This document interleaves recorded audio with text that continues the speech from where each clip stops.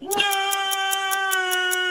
to The Note, I'm Mica Burton. And I'm Sorola. With E3 just around the corner, most of the talk around the gaming industry has been about both Microsoft and Nintendo. The mystique around Microsoft's upcoming Scorpio and the huge hype around Nintendo's hot-selling Switch have both been dominating the headlines. And there are no doubts that some out there are rooting for a David versus Goliath story, for Nintendo in particular, but according to Sony, they're just not at all concerned about Nintendo's cute little console.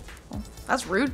Ahead of next week's press conference, the company is unleashing a bunch of pretty remarkable information about their console juggernaut, the PS4.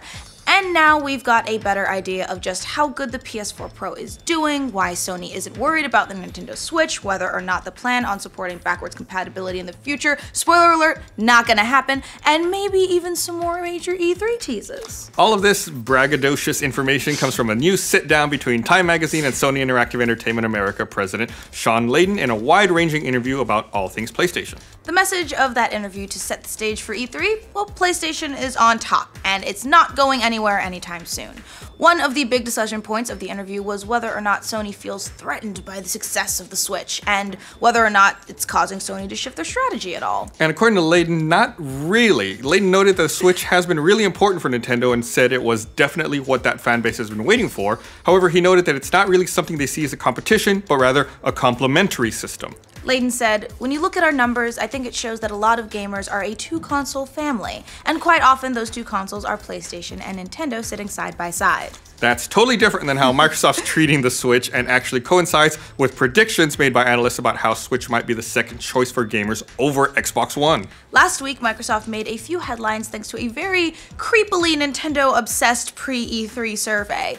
In that survey, they asked a ton of questions about the Switch, when gamers intend on purchasing one, what their favorite features are, and if they're more excited about it than the Scorpio.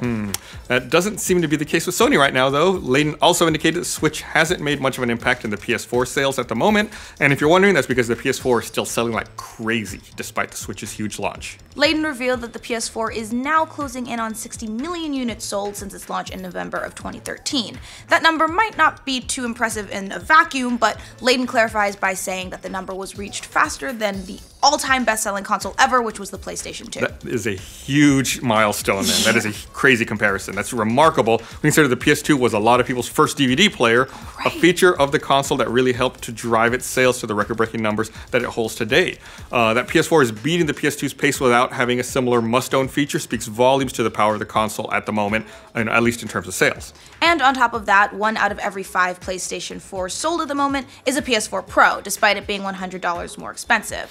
Out of those Pro purchasers, somewhere around 40% are currently PS4 owners just upgrading from the base console. Wow. So you can see why Sony isn't at all that worried about Nintendo, but Nintendo's not the only competition Sony isn't all that concerned about. One of Microsoft's big attempts to rebuild the platform and reposition itself against Sony has been through a number of player-centric initiatives, one of the more notable ones being backward compatibility. So if you're hoping Sony follows suit in an effort to combat Microsoft, well, you're gonna be very, very disappointed. Sony Global Sales Chief Jim Ryan also piped in during the interview saying, "When we've dabbled with the backwards compatibility, I can say it's one of those features that is much requested, but not actually used much." He went on to say, "I was at a Gran Turismo event recently where they had PS1, PS2, PS3, and PS4 games, and the PS1 and PS2 games, they looked ancient. Like, why would anybody play this?" Well, rip backward compatibility on PlayStation, apparently. Damn. On top of boasting about the PS4 success, the interview also touches on some big teases for next week's E3 conference, and really all of this pre-E3 business talk seems to be the company's way of clearing the deck for a shit ton of games. In the interview, Layden says gamers shouldn't consider next week's Sony event a press conference, but rather a software showcase, commenting, "The crowd will only have to suffer, I think, in aggregate 90 seconds of me, and in the middle will be all the games." Wow. Thanks, dude. That's awesome. That's not the only indication we've had that Sony's expecting to have some major E3 announcements. Last week, Game Informer executive editor Andrew Rayner tweeted that Sony's E3 lineup may be the best I've seen from a publisher at the show. The list is just wow. Awesome, I'm excited. Setting high expectations there. The company's already confirmed that God of War is coming thanks to an enormous building-sized banner for the game, but Layden also teased in the interview that Japanese developers are going to be making a big splash at Sony's conference. Kingdom Hearts?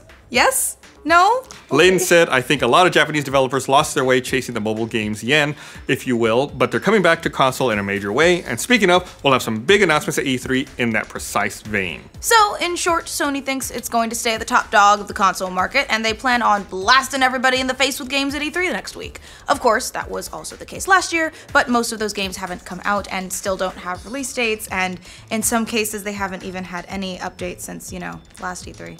Yeah, we're looking at you. We'll see how Sony handles being the leader of the pack this year. Microsoft is poised to announce Scorpio and maybe some surprise exclusives, while Nintendo is looking to build on the initial success they found with Switch. So who do you guys expect to have the biggest, most impressive show? Who do you think Sony should be worried about in the competition? Let us know in the comments. And for all the big updates heading into E3, remember to like this video, and if you're new around here, subscribe to the know. The company is unleashing a bunch of pretty remarkable information about their console juggernaut, the PS4. And now we've got a better idea of just how good the PS4 Pro is doing, why Sony isn't worried about the Nintendo Switch, whether or not the plan on supporting backwards compatibility, that's not a word. Can we go back a little bit?